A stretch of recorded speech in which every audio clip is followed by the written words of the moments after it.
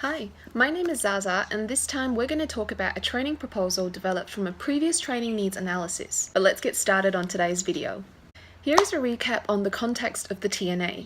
The organisation in question is a combative school based in Perth. The focus of this proposal is towards the highly unique and intensive instructors program run by the organisation. The purpose of this highly detailed program is not only to ensure the continual generation of high-quality instructors who will pioneer the system in its infantile years, but also to spur and maintain growth by delivering a consistent, high-quality service to any client in Australia and eventually the rest of the world. The current generation of coaches is not achieving learning objectives as effectively as previous generations. They require higher than expected levels of direct supervision. This lack of competency takes away from the coach's abilities to impart necessary skills to the learners in real classes. Furthermore, the coaches seem to be stagnating in their learning, being unable to draw further from the current teaching methods in order to achieve desired learning outcomes. A TNA was hence performed specifically to explore this issue. The TNA revealed deeper issues relating to personal development in the coaches that were directly impacting on their performance. A need for more intensive professional and personal development was established. This would help to develop coaches who would be more self-directed in their learning and more motivated to look deeper in their current syllabus in order to gain more from the content and learning activities. This training proposal involves the addition of a soft skill model into the existing curriculum.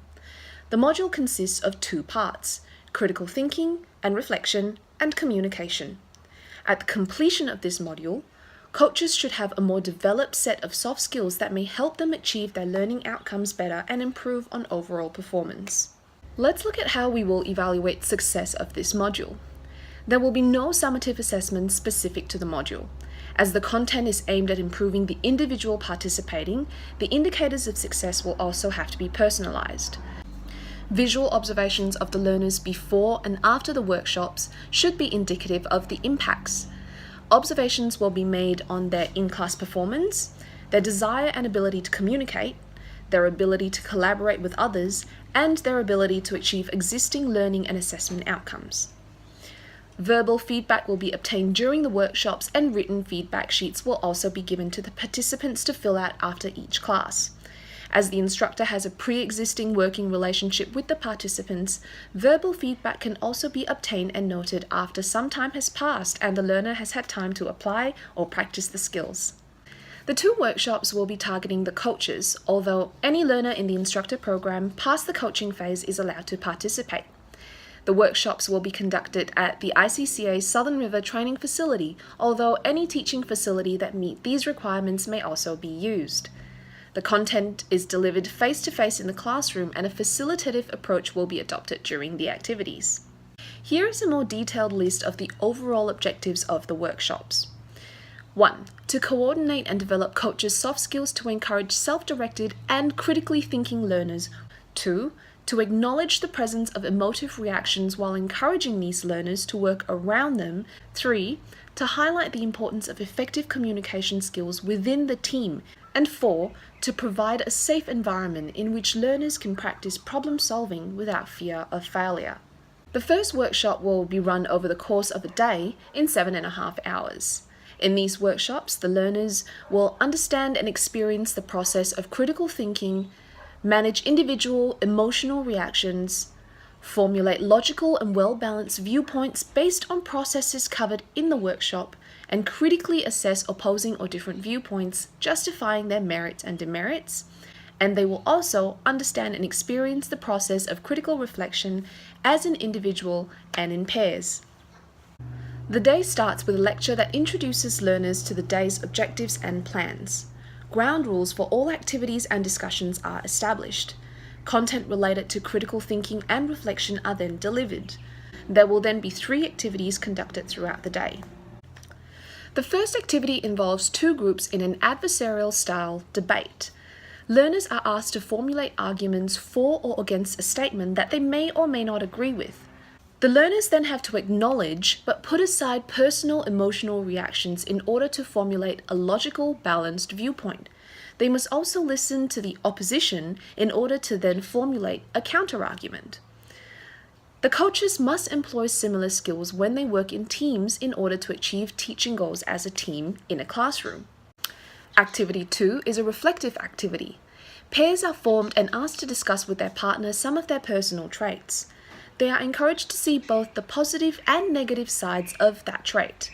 The activity must be intensely facilitated by the instructor, as it may be difficult for some learners to start.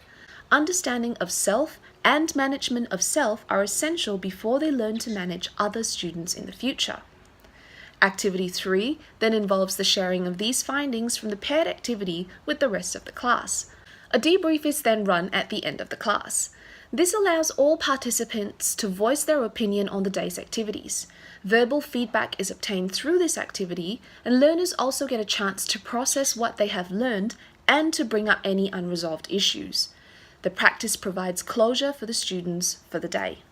The second workshop will span over another 7.5 hours, and here are the specific learning outcomes.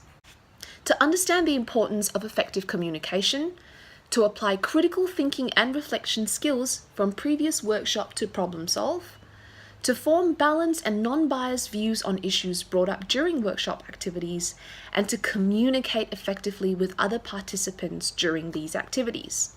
Learners start with a lecture again, to re-establish the ground rules for the day and to recap what the previous workshop entailed. The basics of communication skills, types of communications, their importance and relevance to this learning and teaching context is established. Groups are then formed for the first activity, and they are asked to give feedback to each other on their first impressions, both positive and negative. The focus for the learners is to be able to communicate with their peers effectively and honestly without being rude or insensitive. At the same time, their peers are also learning to take feedback. As a team, the group must work together to keep the atmosphere positive and constructive. The groups can then share their experiences and thoughts with the rest of the class. The second activity involves the communication of negative feedback to a peer. Coaches will encounter situations in class when they must communicate a negative piece of feedback to a student. They must do this effectively and honestly without ruining the confidence of the student, but still getting their message across. Disagreements will be resolved by the instructor, who will offer honest feedback about the communications being performed. The findings, thoughts, and even frustrations can then be shared with the rest of the class after. The third activity involves the same pairings. However, this time, they will communicate to their partners the positive things they experience when working together. The focus shifts to building confidence of a peer and strengthening an existing working relationship. This is an important process that coaches must understand and apply in order to successfully work with other students and instructors in the long term. The last activity then focuses on a group discussion and covers the realities of working with others. As per the previous workshop, a debrief is run at the end of the class. The learners are also able to ask questions and connect the content of the first and second workshop together. Verbal feedback is obtained and noted, and written feedback is also collected. Visual observations can then be carried out in classes after the conclusion of these workshops to track the progress of each individual coach. Here are some potential issues that may arise when implementing this module. Learning outcomes are highly dependent on participants being involved in the activities. The instructor must hence ensure motivation levels are kept high throughout the day. Due to the sensitive nature of the module, participants may struggle emotionally at times during the workshops. The instructor must maintain a professional but personable environment safe for the participants to open up and get involved with these activities. The workshops must be run only by specific instructors. Other instructors who do not have the same relationship with the students may struggle to connect with them and may not be able to achieve learning outcomes the same way.